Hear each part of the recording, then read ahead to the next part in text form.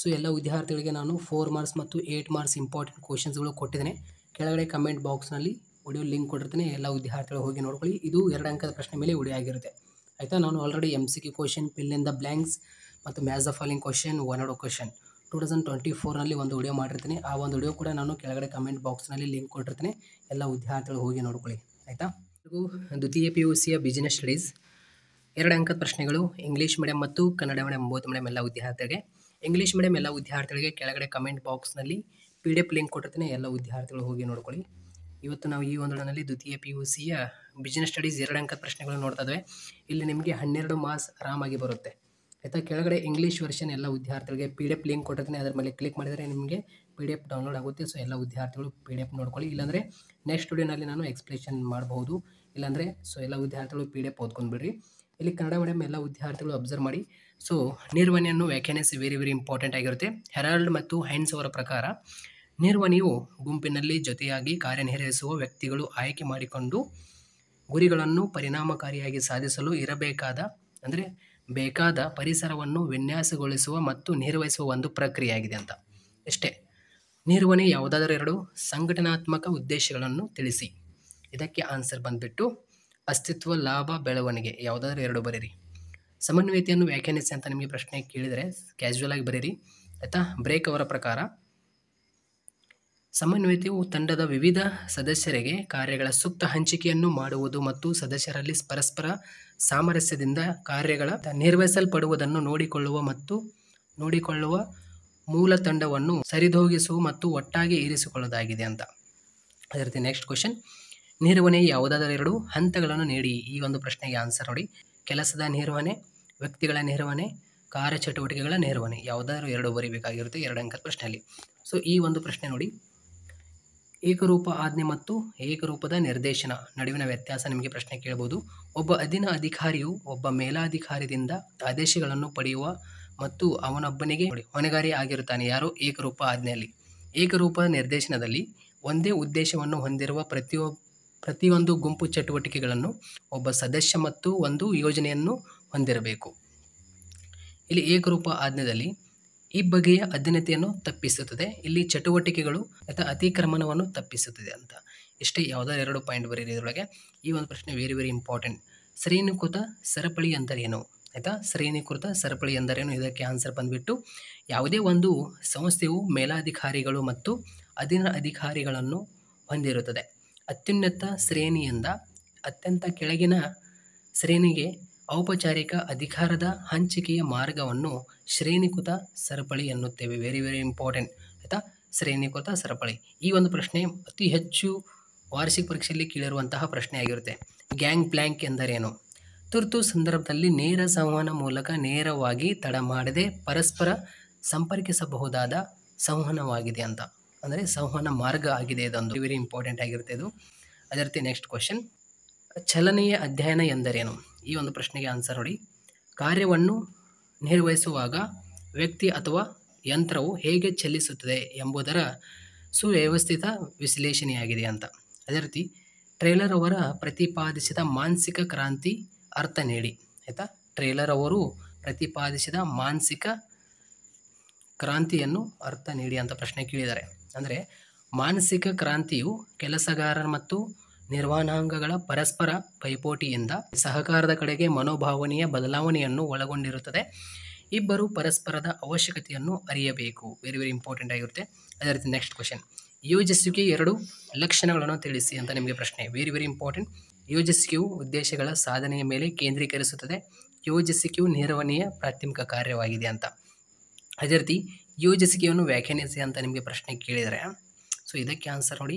ಯೋಜಿಸುವಿಕೆಯು ಸಂಸ್ಥೆಯೊಂದರ ಉದ್ದೇಶಗಳನ್ನು ಅಥವಾ ಗುರಿಗಳನ್ನು ನಿರ್ಧರಿಸುವುದು ಮತ್ತು ನಿರ್ದೇಶಿತ ಉದ್ದೇಶಗಳನ್ನು ಅತ್ಯುತ್ತಮ ರೀತಿಯಲ್ಲಿ ಈಡೇರಿಸಿಕೊಳ್ಳಲು ಅನುಸರಿಸಬೇಕಾದ ಭವಿಷ್ಯದ ನಡವಳಿಕೆಗಳ ಕಾರ್ಯಮಾರ್ಗಗಳನ್ನು ನಿರ್ಧರಿಸುವ ಮೇಲೆ ಕೇಂದ್ರೀಕೃತವಾಗಿರುತ್ತದೆ ಪ್ರಶ್ನೆ. ಆಯಿತಾ. ಇದಕ್ಕೆ ಆನ್ಸರ್ ಆಯಿತು.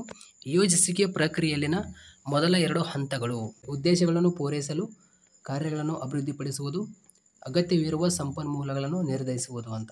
So very important. ಮುಂಗಡ ಪತ್ರ ಎಂದರೇನು? ಒಂದು ಉದಾಹರಣೆ ನೀಡಿ. ಈ ಒಂದು ಪ್ರಶ್ನೆ ಕ್ಯಾಶುವಲ್ ಆಗಿ ನೋಡ್ಕೊಳ್ಳಿ. ಮುಂಬರುವ ಆರ್ಥಿಕ ವರ್ಷದ ಅಥವಾ ಕೇಂದ್ರ ರಾಜ್ಯ ಸರ್ಕಾರದ ನಿರೀಕ್ಷಿತ ಆದಾಯ ಮತ್ತು ವೆಚ್ಚಗಳನ್ನು ಕುರಿತು ತಯಾರಿಸಿದ ಅಂದಾಜು ಪಟ್ಟಿಯನ್ನು ಮುಂಗಡ ಪತ್ರ ಎನ್ನುತ್ತೇವೆ, ಅಂದರೆ ಬಜೆಟ್ ಎನ್ನುತ್ತೇವೆ.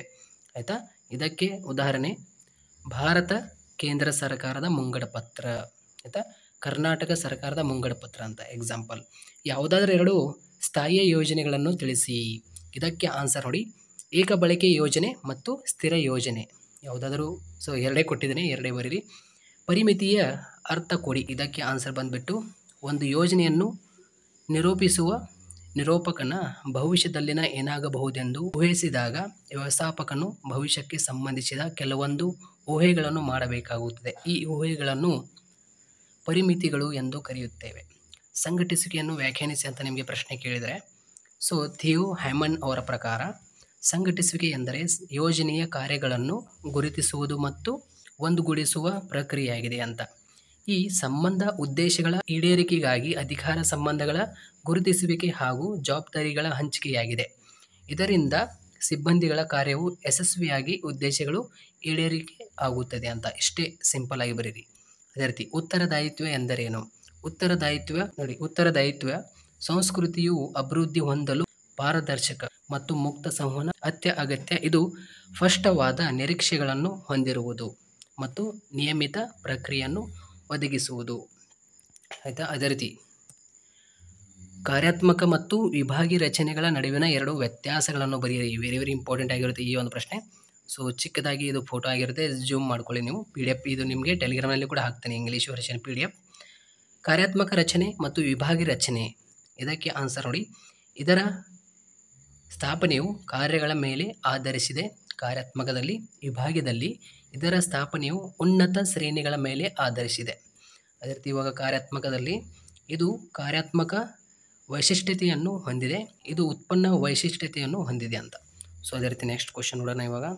ಅನುಸ್ಥಾಪನೆ ಎಂದರೇನು? ಇದಕ್ಕೆ ಆನ್ಸರ್ ನೋಡಿ, ಕೆಲಸಕ್ಕೆ ಸೇರುವ ಉದ್ಯೋಗಿ ಕೆಲಸದ ಸ್ಥಳದಲ್ಲಿ ಆತನಿಗೆ ಸಂಸ್ಥೆಯ ಬಗ್ಗೆ ಸಂಕ್ಷಿಪ್ತ ಪರಿಚಯ ನೀಡಿ ಅವನನ್ನು ಮೇಲಾಧಿಕಾರಿಗಳು, ಅಧಿಕಾರಿಗಳು ಮತ್ತು ಸಹ ಉದ್ಯೋಗಿಗಳೊಂದಿಗೆ ಪರಿಚಯಿಸುವುದನ್ನು ಅನುಸ್ಥಾಪನೆ ಎನ್ನುತ್ತೇವೆ. ಆಯಿತಾ. ಇವಾಗ ಅಭಿಶಿಕ್ಷಣ ಎಂದರೇನು? ಆಯ್ಕೆಯಾದ ನೌಕರರನ್ನು ಇತರೆ ನೌಕರರಿಗೆ ಪರಿಚಯಿಸುವುದು, ಸಂಸ್ಥೆಯ ನೀತಿ ನಿಯಮಗಳನ್ನು ತಿಳಿಸುವುದು. ಇಷ್ಟೇ.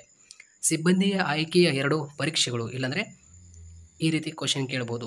ಆಯಿತಾ. ಉದ್ಯೋಗಿಗಳ ಆಯ್ಕೆಗಾಗಿ ಬಳಸಲಾಗುವ ಯಾವುದಾದರೂ ಎರಡು ಪ್ರಮುಖ ಪರೀಕ್ಷೆಗಳನ್ನು ಹೆಸರಿಸಿ. ಯೋಗ್ಯತಾ ಪರೀಕ್ಷೆ, ವ್ಯಕ್ತಿತ್ವ ಪರೀಕ್ಷೆ, ಯೋಗ್ಯತಾ ಪರೀಕ್ಷೆ ಅಂತ. Next question. ನೇಮಕಾತಿಯ ಆಂತರಿಕ ಮೌಲ್ಯಗಳನ್ನು ಹೆಸರಿಸಿ. ಬಡ್ತಿ ಮತ್ತು ವರ್ಗಾವಣೆ. Next question. ನಿರ್ದೇಶಿಸುವಿಕೆ ಯಾವುದಾದರೂ ಎರಡು ಅಂಶಗಳನ್ನು ತಿಳಿಸಿ ಅಂತ ಇಲ್ಲಿ ನಿಮಗೆ ಪ್ರಶ್ನೆ ಕೇಳಿದ್ದಾರೆ. ಅಧಿಕಾರ ನೀಡಿಕೆ, ಮೇಲ್ವಿಚಾರಣೆ, ನಾಯಕತ್ವ, ಪ್ರೇರಣೆ, ಸಂವಹನ, ಸಮನ್ವಯತೆ. ಯಾವುದಾದ್ರು ಎರಡು ಬರೀಬೇಕಾಗಿರುತ್ತೆ. ಇಲ್ಲಿ ದ್ರಾಕ್ಷಿ ಬಳಿ ಎಂದರೇನು? ವೆರಿ ವೆರಿ ಇಂಪಾರ್ಟೆಂಟ್ ಆಗಿರುತ್ತೆ. ದ್ರಾಕ್ಷಿ ಬಳಿ ಇದು ವ್ಯವಹಾರದಲ್ಲಿ ಒಂದು ಸಂಸ್ಥೆ ಒಳಗೆ ಬಳಸುವ ಅನೌಪಚಾರಿಕ ಸಂವಹನದ ಒಂದು ರೂಪವಾಗಿದೆ. ಮಾಹಿತಿಯು ಯಾವುದೇ ಕ್ರಮದಲ್ಲಿ ಹರಿಯುತ್ತದೆ, ಅಂದರೆ ಅದು ಅಡ್ಡಲಾಗಿ ಅಥವಾ ಲಂಬವಾಗಿ ಸಂವಹನವನ್ನು ಅನುಸರಿಸುವುದಿಲ್ಲ. ಮಾಹಿತಿಯು ಇತರ ಸಂವಹನ ಮಾರ್ಗಗಳಿಗಿಂತ ಬಹಳ ವೇಗವಾಗಿ ನೋಡಿ. ಸಂವಹನದ ಯಾವುದಾದರೂ ಎರಡು ವೈಯಕ್ತಿಕ ಅಡಚಣೆಗಳನ್ನು ತಿಳಿಸಿ. ಇದಕ್ಕೆ ಆನ್ಸರ್ ಬಂದುಬಿಟ್ಟು ಭೌತಿಕ ಅಡೆತಡೆಗಳು, ಭಾಷೆಯ ಅಡೆತಡೆಗಳು, ಮಾನಸಿಕ ಅಡೆತಡೆಗಳು, ಸಾಂಸ್ಕೃತಿಕ ಅಡೆತಡೆಗಳು. Next question. ಪ್ರೇರಣೆ ವಾಕ್ಯವನ್ನು ನೀಡಿ. ನೋಡಿ, ವಿಲಿಯಂ ಸ್ಕೋಟ್ ಅವರ ಪ್ರಕಾರ ಪ್ರೇರಣೆ ಅಂದರೆ ಅಪೇಕ್ಷಿತ ಗುರಿಗಳನ್ನು ಸಾಧಿಸಲು ಜನರನ್ನು ಪ್ರಕ್ರಿಯೆಗೆ ಹೊರತುಂಬಿಸುವ ಪ್ರಕ್ರಿಯೆಯಾಗಿದೆ ಅಂತ. ಅದೇ ರೀತಿ ಸಂವಹನದ ಯಾವುದಾದರೂ ಎರಡು ಮಾನಸಿಕ ಅಡಚಣೆಗಳನ್ನು ತಿಳಿಸಿ. ಇದಕ್ಕೆ ಆನ್ಸರ್ ಬಂದುಬಿಟ್ಟು ನೋಡಿ, ಪರಿತ್ಯಾಗದ ಭಯ, ತಿರಸ್ಕಾರದ ಭಯ, ದುರ್ಬಲತೆಯ ಭಯ. ಅದೇ ರೀತಿ ನೆಕ್ಸ್ಟ್ ಕ್ವಶನ್. ಸಂವಹನ ಪ್ರಕ್ರಿಯೆ ಎರಡು ಮೌಲಾಂಶ. ಆಯಿತಾ. ರೇವಣಿದಾರ, ಸಂದೇಶ ಮಾಧ್ಯಮ. ಯಾವುದಾದ್ರು ಎರಡು ಬರೀಬೇಕಾಗಿರುತ್ತೆ. ನಿರ್ವಹಣಾತ್ಮಕ ನಿಯಂತ್ರಣವನ್ನು ವ್ಯಾಖ್ಯಾನಿಸಿ. ಇದಕ್ಕೆ ಆನ್ಸರ್ ನೋಡಿ, ಓಡನಲ್ ಅವರ ಪ್ರಕಾರ ನಿರ್ವಹಣಾತ್ಮಕ ನಿಯಂತ್ರಣವು ಯೋಜನೆಗಳಿಗೆ ಅನುಗುಣವಾಗಿ ಉದ್ದೇಶಗಳನ್ನು ಸಾಧಿಸಲು ಖಾತ್ರಿಪಡಿಸಲು ಶಿಷ್ಟೆಗಳ ಎದುರು ಸಾಧನೆಗಳನ್ನು ಅಳೆಯುವುದು ಮತ್ತು ವ್ಯತ್ಯಾಸಗಳನ್ನು ಸರಿಪಡಿಸುವುದು ಸೂಚಿಸುತ್ತದೆ. ಸಮಚ್ಛೇದ ವಿಶ್ಲೇಷಣೆ ಎಂದರೇನು? ಇದೊಂದು ತಂತ್ರವಾಗಿದೆ. ವ್ಯವಸ್ಥಾಪಕರು ವೆಚ್ಚ ಮತ್ತು ಪ್ರಮಾಣ ಲಾಭ ನಡುವೆ ಸಂಬಂಧಗಳನ್ನು ಲಭಿಸಲು ಬಳಸುತ್ತಾರೆ. ಇದು ಕಾರ್ಯಚಟುವಟಿಕೆಗಳ ವಿವಿಧ ಹಂತಗಳಲ್ಲಿ ಲಾಭ ನಷ್ಟಗಳನ್ನು ನಿರ್ಧರಿಸುತ್ತದೆ ಅಂತ. ಅದೇ ರೀತಿ ನಿಯಂತ್ರಿಸುವಿಕೆಯ ಮಿತಿಗಳು ಎರಡು ಬರೀರಿ ಅಂದಿರ್ತಾರೆ.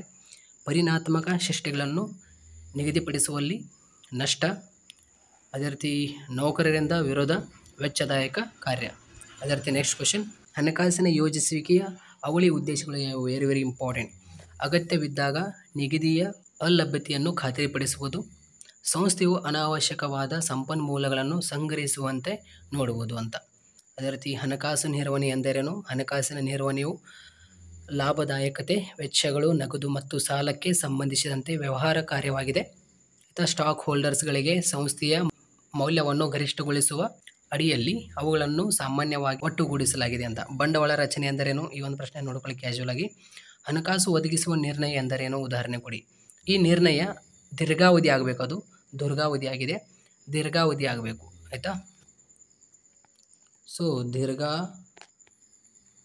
ದೀರ್ಘಾವಧಿ ಹಲವು ಮೂಲಗಳಿಂದ ಹಣಕಾಸಿನ ಪರಿಣಾಮವನ್ನು ಕ್ರೋಢೀಕರಿಸುವುದಕ್ಕೆ ಸಂಬಂಧಿಸಿದೆ ಅಂತ ಬರಿಬೇಕು. ಉದಾಹರಣೆಗೆ ಹಣಕಾಸಿನ ಮೂಲಗಳು ವೆಚ್ಚಗಳನ್ನು ಪರಿಗಣಿಸುವುದು ಅಂತ. ನೆಕ್ಸ್ಟ್ ಕ್ವಶನ್, ಲಾಭಾಂಶ ನಿರ್ಣಯದ ಅರ್ಥ ತಿಳಿಸಿ. ಪ್ರಶ್ನೆ ನೋಡ್ಕೊಳ್ಳಿ.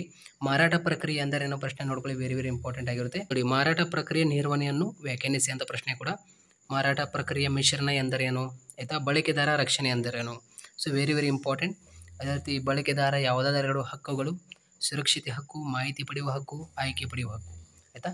ಬಳಕೆದಾರರ ನ್ಯಾಯಾಲಯದಲ್ಲಿ ಯಾರು ದೂರು ಸಲ್ಲಿಸಬಹುದು ಆಯಿತಾ, ಯಾರು ದೂರು ಸಲ್ಲಿಸಬಹುದು? ಯಾವುದೇ ಒಬ್ಬ ಬಳಕೆದಾರ. ಸೊ ಈ ರೀತಿಯಲ್ಲಿ ನಿಮಗೆ 2 ಅಂಕದ ಪ್ರಶ್ನೆಗಳಾಗಿರುತ್ತೆ. ಸೊ ಎಲ್ಲ ವಿದ್ಯಾರ್ಥಿಗಳು ನೋಡಿದಿರಲ್ಲ, ಈ 2 ಅಂಕದ ಪ್ರಶ್ನೆಗಳು ನಿಮಗೆ ವೆರಿ ವೆರಿ ಇಂಪಾರ್ಟೆಂಟ್ ಆಗಿರುತ್ತೆ. ಇಂಗ್ಲೀಷ್ ವರ್ಷನ್ ಕೆಳಗಡೆ ಕಮೆಂಟ್ ಬಾಕ್ಸ್ನಲ್ಲಿ PDF ಲಿಂಕ್ ಕೊಟ್ಟಿರ್ತೀನಿ. ಸೊ ಎಲ್ಲ ವಿದ್ಯಾರ್ಥಿಗಳು ಹೋಗಿ ನೋಡ್ಕೊಳ್ಳಿ. ಎಲ್ಲ ವಿದ್ಯಾರ್ಥಿಗಳಿಗೆ ಒಂದು ಶೇರ್ ಮಾಡಿ. Thank you so much.